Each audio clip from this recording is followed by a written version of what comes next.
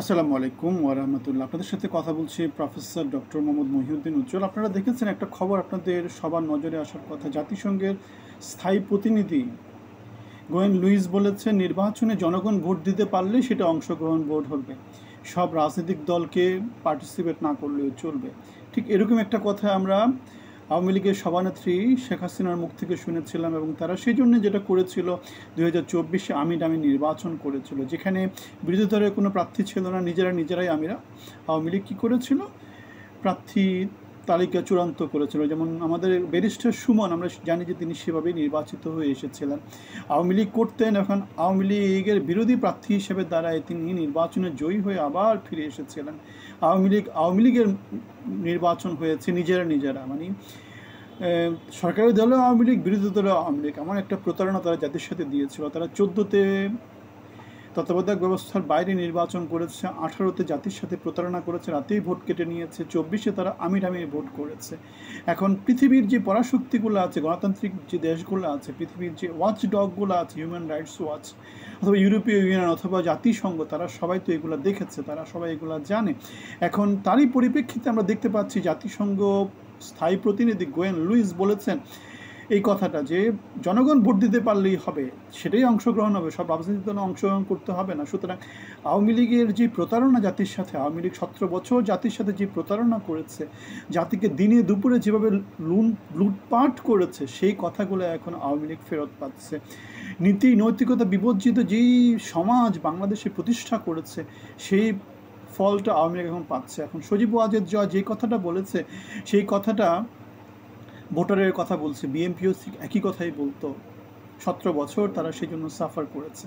এখন 17 বছরের যেই অন্ধকারাচ্ছন্ন যে যোগ বাংলাদেশ পেয়েছে, এখন এর ফল আওয়ামী লীগ কত বছর ধরে টানতে হয়, বাংলাদেশকে কত বছর ধরে টানতে হয়।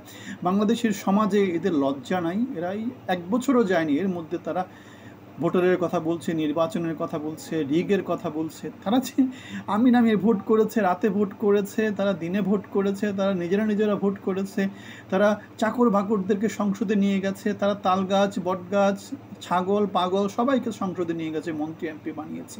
18-20 বছর ধরে বাংলাদেশে লুটপাটের রাজত্ব কায়েম করেছে। এখন তাদের মুখে এই ধরনের বাণী কি শোভা পায়?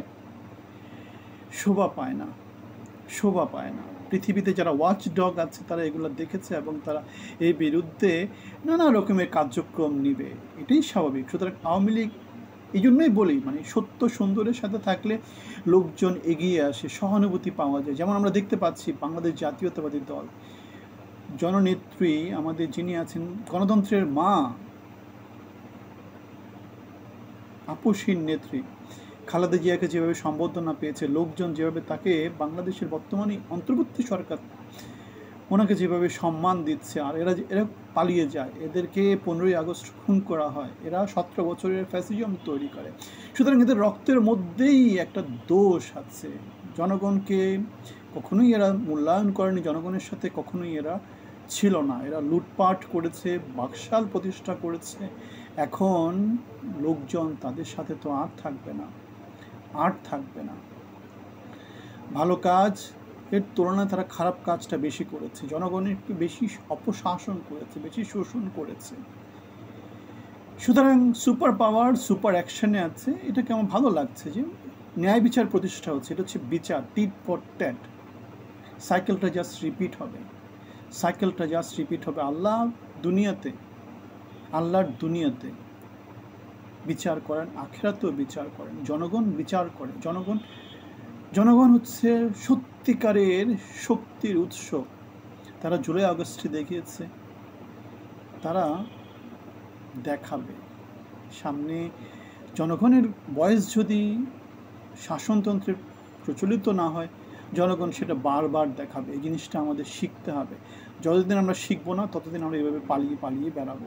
আওয়ামী লীগ এখন যেমন করে পালিয়ে বেড়াচ্ছে, যেমন করে তারা হাস্যকর মন্তব্য নানা কিছু করছে, আল্লাহ আমাদেরকে সবাইকে বুঝার তৌফিক দান করুন। আল্লাহ আমাদেরকে সবাইকে